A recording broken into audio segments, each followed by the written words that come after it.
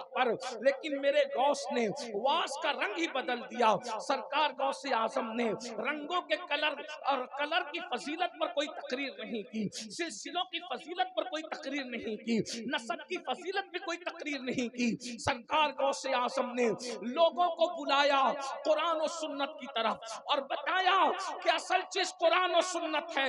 ارے تم کسی باپ کے بیٹے ہو, اگر تم قرآن و سنت پر ہے تو تم اللہ کے مقرب ہو, اور اگر تم قرآن و سنت سے ہٹ جاؤ تو نبی کا خاندانی ہونا بھی تمہیں فائدہ نہیں پہنچا سکتا.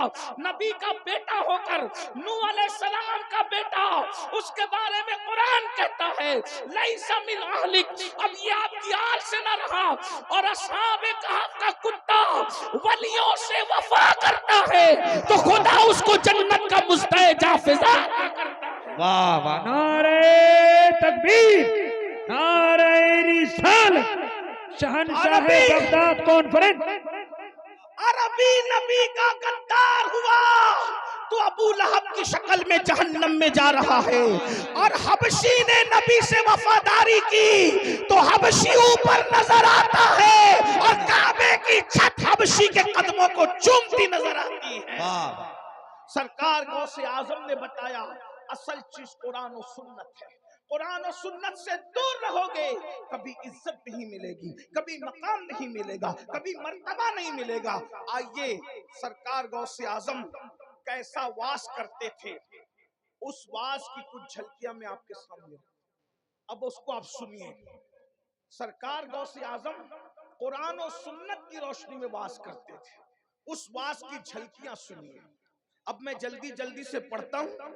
میں وہی واز, مجھے یاد آیا دوران خطبہ کہ میں اپنا واز کرنے کی بجائے مرشد کا واز پڑھ کے سنوں.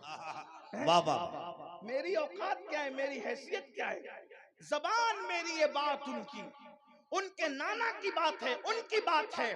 آئیے اب دھیان سے سننا, بہت وقت آپ کا نہیں لیں گے, وقت زیادہ ہوا ہے, سردی کا موسم بھی ہے اور آپ بہت دیر سے بیٹھے بھی ہیں, کئی خطبہ کو آپ نے سن لیا ہے, اور میں جانتا ہوں یہاں کے لوگ بہت اچھا سننے کے عادی ہیں. یہاں کے لوگوں کو جو بول دو وہ کرتے ہیں.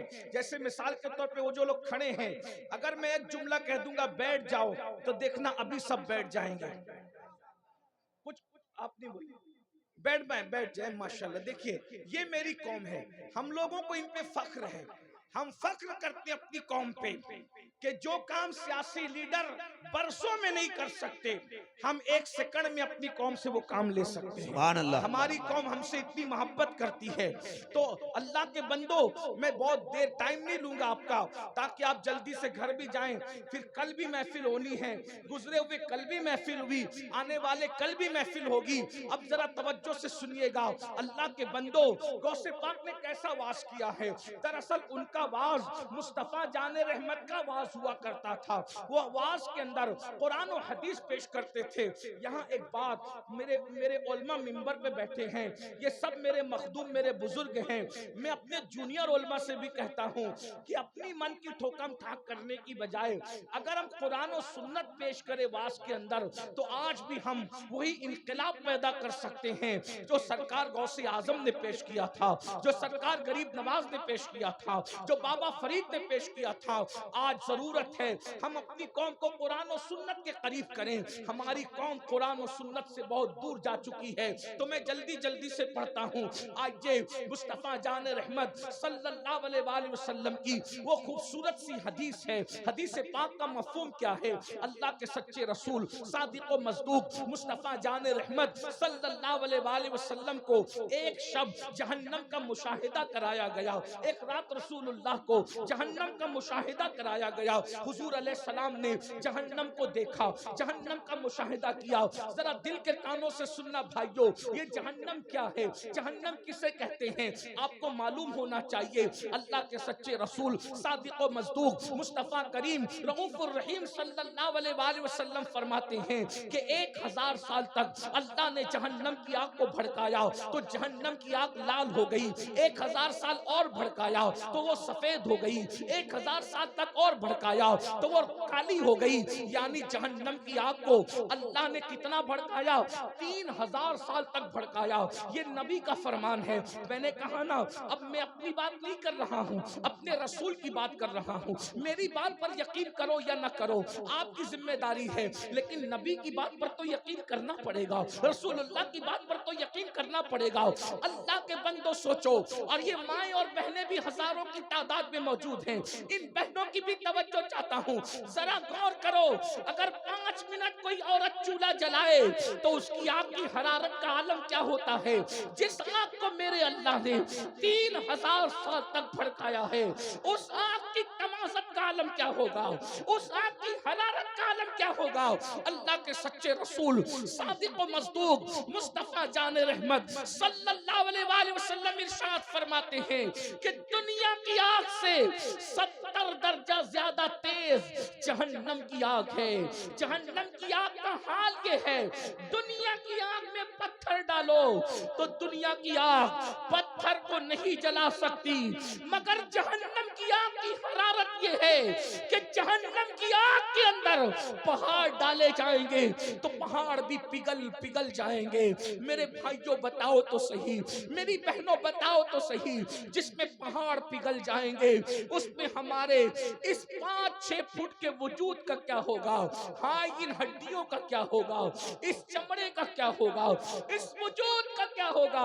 اسی لیے اللہ کے سچے رسول رحمت للعالمین مصطفیٰ جان رحمت نے اپنی امت سے ہمدردی کی وجہ سے عذاب جہنم کو کھول کھول کر پیش کیا۔ میرے آقا نے ایک راز کی بات ہمیں بتا دی۔ آقا فرماتے ہیں مجھے جہنم کا مشاہدہ کرایا گیا، میں نے جہنم کو دیکھا۔ آقا علیہ السلام نے کیا کیا دیکھا، اب اس کو بیان کر رہے ہیں، ذرا دھیان سے سننا۔ میرے اور تمہارے رسول صلی اللہ علیہ وآلہ وسلم ارشاد فرماتے ہیں، آقا فرماتے ہیں کہ ہم جب جہنم کا مشاہدہ کر رہے تھے تو ہم نے کیا دیکھا؟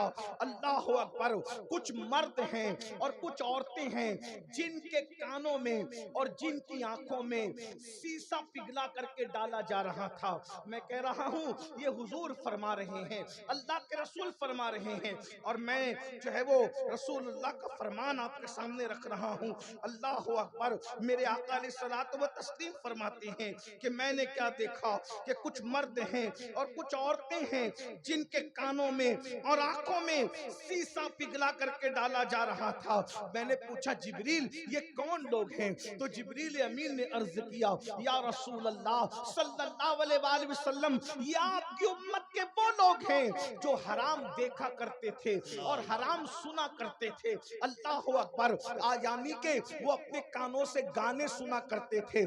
رسول اللہ فرما رہے بھائی میں نہیں، یہ امین القادری کی گفتگو نہیں، یہ مفتی محبوب صاحب کی گفتگو نہیں، یہ سید احمد کبیر صاحب کی گفتگو نہیں، یہ کسی خطیب کی گفتگو نہیں، یہ تمہارے میرے رسول کا مشاہدہ ہے۔ حضور دیکھ کر فرما رہے ہیں کانوں میں سیسا۔ یہ سیسا کیا ہے؟ اللہ اکبر، جب کوئی دیوار بنائی جاتی تھی پہلے زمانے میں تو آگ پر سیسا پگھلا کر کے اس پتھروں پہ ڈال دیتے تھے۔ وہ پتھروں میں جو سیسا پگھلائی ہوئی دیوار بنتی تھی پتھروں سے، آج تک صدیاں بیت گئی اس کو کوئی توڑ نہ سکا۔ ذرا بتاؤ تو صحیح، دنیا کی آگ کا گرم کیا ہوا سیسا جب اتنا خطرناک ہوتا ہے کہ وہ پتھر کو پتھر سے جوڑ دیتا ہے، تو وہ جہنم کی آگ کا سیسا، اور وہ بھی رسول اللہ فرما رہے ہیں کانوں میں اور آنکھ میں۔ ارے کان میں گرم تیل چلا جائے زیادہ گرم تو کان کا حال کیا ہوتا ہے؟ آنکھوں کے اندر اگر تن کا چلا جائے تو کیا حال ہوتا ہے؟ آقا فرما رہے ہیں یہ عورتیں اور مرد وہ تھے جو حرام سنتے تھے، حرام دیکھتے تھے۔